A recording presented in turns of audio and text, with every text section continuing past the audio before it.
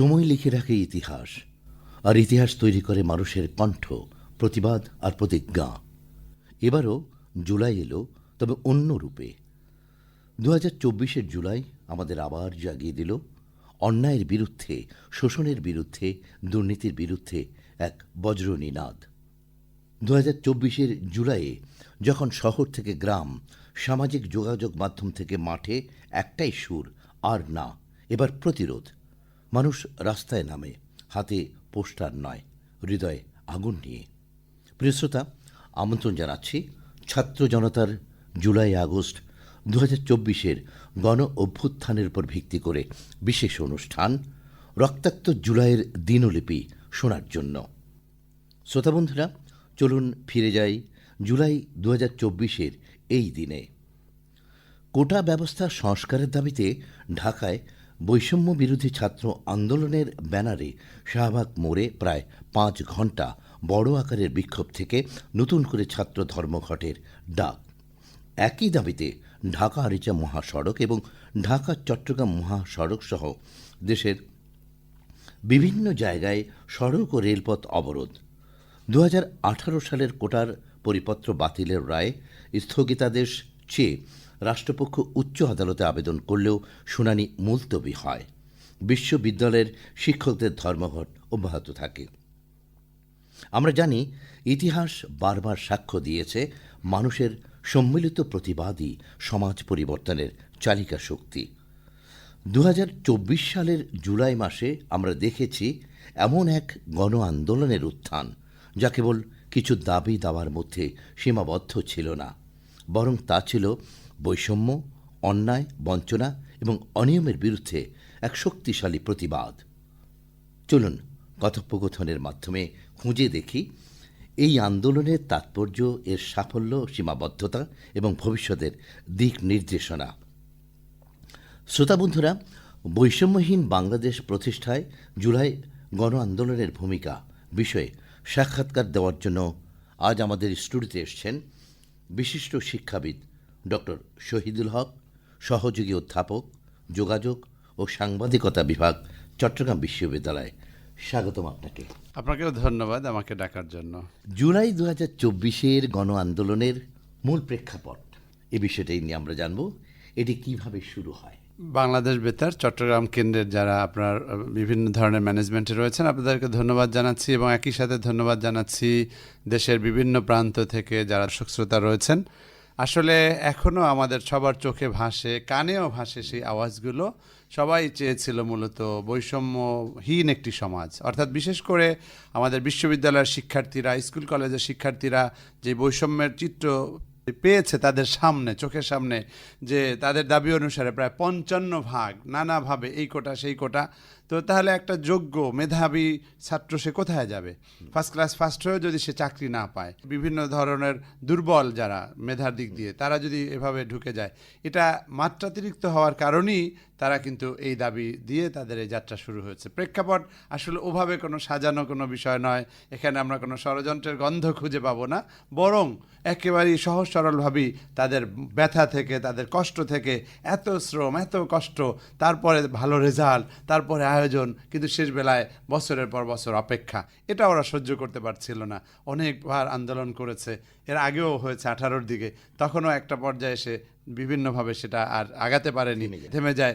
কৌশলী ভূমিকার কারণে তারা আর করতে পারেনি, কিন্তু পরবর্তীতে কিন্তু তারা আবার উঠে দাঁড়িয়েছে, না, এভাবে চলতে পারে না। এটাই মূলত প্রেক্ষাপট, যে তারা তাদের সাথে যে আচরণ করা হয়েছিল বিশেষ করে চাকরি ক্ষেত্রে, সেটার জন্যই তারা এটা শুরু করেছে। একটা আন্দোলনে আমরা দেখেছি মূল চালিকা শক্তি হলো স্লোগান, তাই না? সব আন্দোলনে কিন্তু স্লোগানই মেইন। এই আন্দোলনের দাবি এবং স্লোগানগুলোতে আমরা দেখেছি বৈষম্য বিষয়টা, এটি কিভাবে এসছে? ভেরি গুড, আপনি চমৎকার একটি প্রসঙ্গ টেনেছেন। আসলে আমরা এর আগে, আমি কাউকে ছোট করব না, এই দেশে স্বাধীনতা অর্জনের জন্য যারা যেভাবে অবদান রেখেছেন, আমি উইথ ডিউ রেসপেক্ট আমি সবাইকে শ্রদ্ধা করছি, সম্মান করছি, কিন্তু আমরা যেটা দেখেছি বিগত কয়েক বছর ধরে, বিশেষ করে 15-16 বছর ধরে, যে কোনো একটা ব্যক্তি বা পরিবারের প্রতি অতিমাত্রায় সম্মান দেখাতে গিয়ে অনেককেই হয়তো ছোট করা হয়েছে।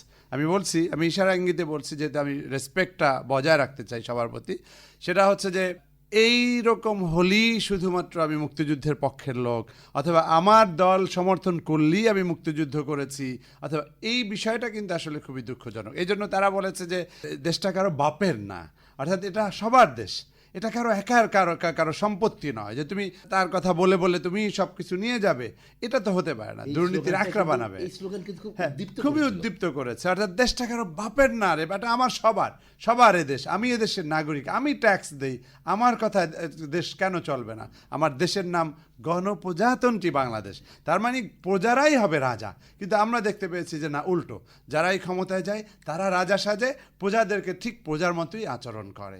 তো এই রকম আরও অনেক স্লোগান তারা মুখে মুখে দিয়েছে, যেগুলো ওদেরকে উদ্দীপিত করেছে, উজ্জীবিত করেছে।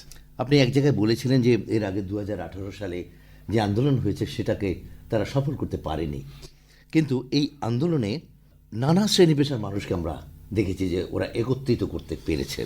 এটি কিভাবে পেরেছে? আমি বিশেষ করে আমি নিজেও বিশ্ববিদ্যালয়ের শিক্ষক হিসাবে এবং অন্যায়ের প্রতিবাদকারী হিসাবে, আমি কোনো অন্ধ কোনো দলের সমর্থক নই, কিন্তু আমি অন্যায়ের প্রতিবাদকারী। আমিও কিন্তু 1 জুলাই থেকে 15 জুলাই পর্যন্ত অবজার্ভ করতেছিলাম, কখনো একটু বিরক্ত হয়েছি, কখনো আবার একটু বোঝার চেষ্টা করেছি, কিন্তু 15 জুলাই কিন্তু আন্দোলনের গতিপথ সম্পূর্ণ পাল্টে দিয়েছে।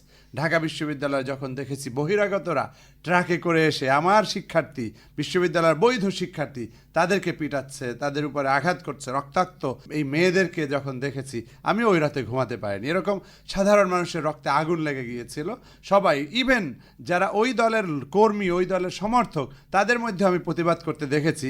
কারণ মানবিকতা তো সব কিছুর ঊর্ধ্বে, ধর্ম বর্ণ নির্বিশেষে সবাই কিন্তু আসলে এর প্রতিবাদ জানিয়েছে এবং সবাই সোচ্চার হয়েছে। কারণ এটা তো হয় না, আমরা ধর্মের দিক দিয়ে ভিন্ন হতে পারি, চিন্তার দিক দিয়ে ভিন্ন হতে পারি, কিন্তু আমাদের ঐতিহাসিকভাবে কালচারালি আমরা মা বোনদেরকে একটু আলাদাভাবে সম্মান করি। কিন্তু যখন দেখেছি যে আমার একটা বোন সেভাবে আহত হয়েছে, রক্ত ঝরছে, তাকে আবার ব্যঙ্গ বিদ্রুপ করছে, টেনে হেঁচড়ে কাপড়ই করছে, তখন কিন্তু আসলে কেউই এটা মেনে নিতে পারেনি। কেউ আমরা ধর্মের দিকে তাকাতে যাইনি, অথবা কোন দলে সেটা তাকাতে যায়নি, আমরা কিন্তু প্রতিবাদ করেছি। এই আন্দোলনে মানুষের অনেক আকাঙ্ক্ষা ছিল, তাই না? আকাঙ্ক্ষার পরিপ্রেক্ষিতে আন্দোলনটা বেগবান হয়েছে। তো এই আন্দোলনে আমাদের স্থায়ী এবং সাময়িক কি কি অর্জন আছে বলে আপনি মনে করেন? অনেক চমৎকার একটি প্রশ্ন আপনি তুলেছেন। সেটা হচ্ছে যে কোনো আন্দোলন, যে কোনো বিপ্লব সফল হওয়ার জন্য তার অনেকগুলো বৈশিষ্ট্য দরকার। আমরা অবশ্যই মনে করি যে তাদের প্রাথমিকভাবে তারা সফল হয়েছে, অর্থাৎ তারা যে স্বৈরাচারী মনোভাবের যে শাসক গোষ্ঠী ছিল তাদেরকে তাড়াতে পেরেছে, ফ্যাসিবাদী যে শক্তি ছিল তাদেরকে তাড়াতে পেরেছে। সকল মানুষের হ্যাঁ, আকাঙ্ক্ষা ছিল এবং সবাই প্রতিবাদী ছিল।